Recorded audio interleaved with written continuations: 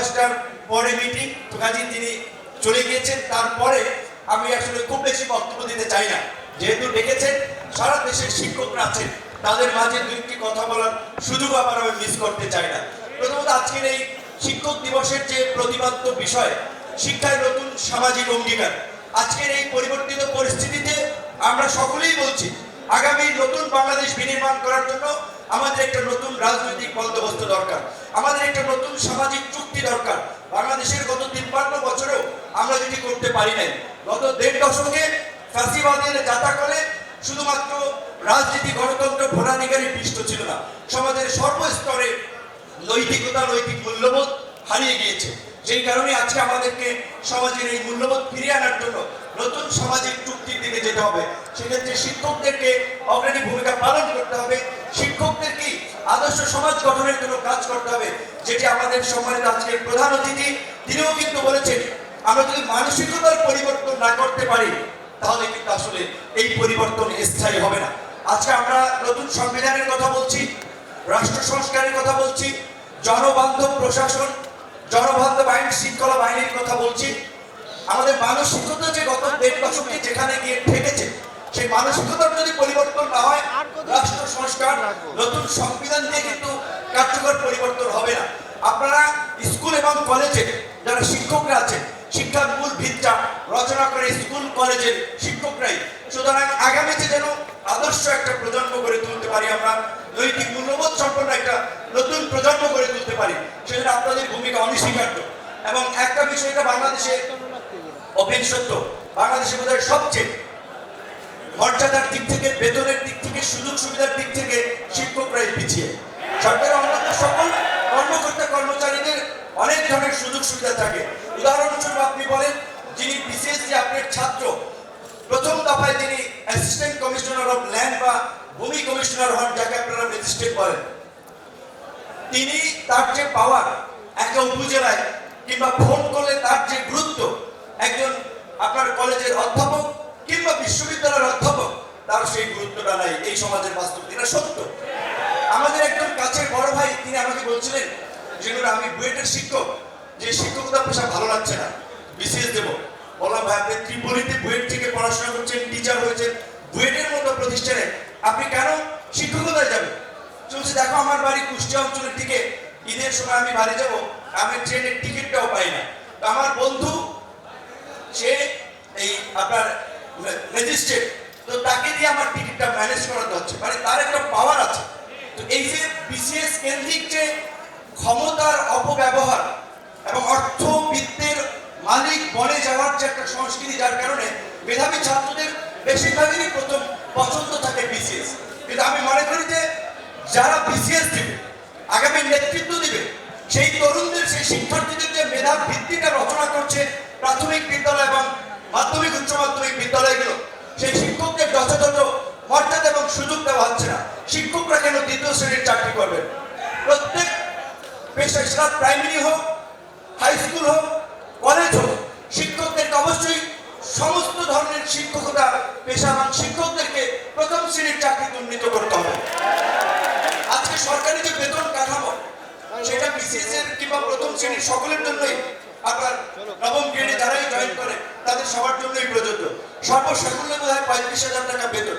একজন first class officer কিংবা শিক্ষক, আপনাদেরকেও যদি সেই 9ম গ্রেডে প্রমোটেড করা হয়, 35,000 টাকার বেতন দিয়ে বর্তমান বাস্তবতায়, সামাজিক বাস্তবতায় মর্যাদার সাথে এই সমাজে টিকে থাকা যায় না।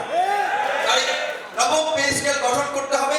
এবং আপনাদের যে দাবি, এই দাবির পক্ষে আমরা একটা উদীয়মান দল হিসেবে আমাদের দলীয় ঘোষণাপত্র 2টো বিষয়ে স্পেসিফিক ভাবে বলা আছে।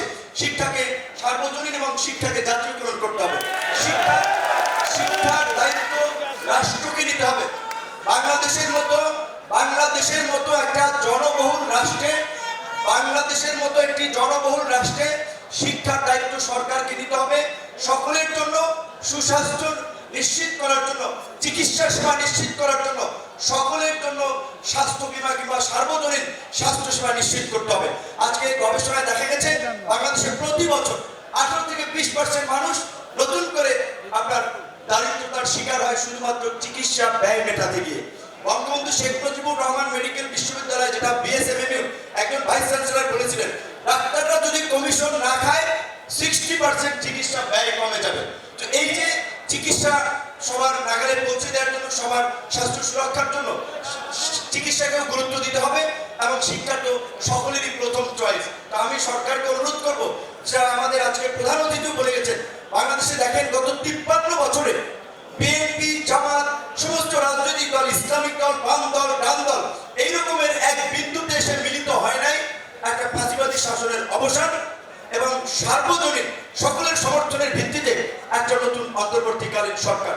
সুতরাং সরকারকে আমরা অনুরোধ করব, যেটা বিএনপির মতো বড় দলের মহাসচিব বলে গেছেন, আমরা এই সরকারকে এনেছি, সমর্থন দিয়েছি, আমরা এই সরকার গঠন করেছি, আমরা এই সরকারকে সব ধরনের সহযোগিতা করতে চাই, কিন্তু সরকারের কাজে সুস্পষ্ট রূপরেখা থাকতে হবে, কোনো ফাঁক ফোকর থাকবে না। এই যে বিএনপি মহাসচিবরা বলেছেন যে বিরাজনীতিকরণের সংখ্যা, এই সংখ্যাটা কেন আসলো?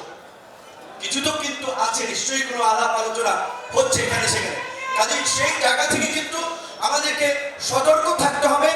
রাজনীতিবিদরা রাষ্ট্র পরিচালনা করেছে বিগত 50 বছর, রাষ্ট্র পরিচালনার একটা রাজনীতি। সুতরাং এই অন্তর্বর্তীকালীন সরকারকে রাজনৈতিক ঐক্যমতের ভিত্তিতে একটা জাতীয় সরকারের রূপ দিয়ে কার্যত রাষ্ট্র সংস্কারের যে আমরা দাবি জানাচ্ছি সেটি সম্ভব, কিন্তু শুধুমাত্র কিছু নির্দিষ্ট সংখ্যক ব্যক্তিদেরকে দিয়ে কিংবা অরাজনৈতিক একেবারে কিছু ব্যক্তিদেরকে নিয়ে সেটি সম্ভব নয়। তাই আমরা আজকের আলোচনায় আমরা এটা তুলে ধরবো। আমরা আপনাকে জানাচ্ছি যে সরকারের কাঠামোকে বৃদ্ধি করে রাজনৈতিক দলের প্রতিনিধিদেরকে নিয়ে এইটাকে একটা জাতীয় সরকারে রূপান্তর করা এবং শিক্ষক সহ বিভিন্ন শ্রেণী পেশার মানুষের যে দাবি আছে সেটাকে যথাযথভাবে অ্যাড্রেস করা। বিশেষ করে শিক্ষকদের দাবি আমি মনে করি অনতিবিলম্বে এই সরকার মেনে নিতে পারে এবং এই সরকারের প্রধান যে তিনিও কিন্তু একজন শিক্ষক। সুতরাং শিক্ষার মূল্য এবং শিক্ষকদের মর্যাদা নিশ্চয়ই তারা উপলব্ধি করবেন। বড় একটা দল, বিএনপির মতো একটা দল, তার মহাসচিব তিনি একজন শিক্ষক। এখন কিন্তু শিক্ষকদের জয় জয়কার। আপনাদের সমালোচনা করা আমার জন্য বেয়াদবি হবে, তাই আমি সমালোচনা করতে চাই না।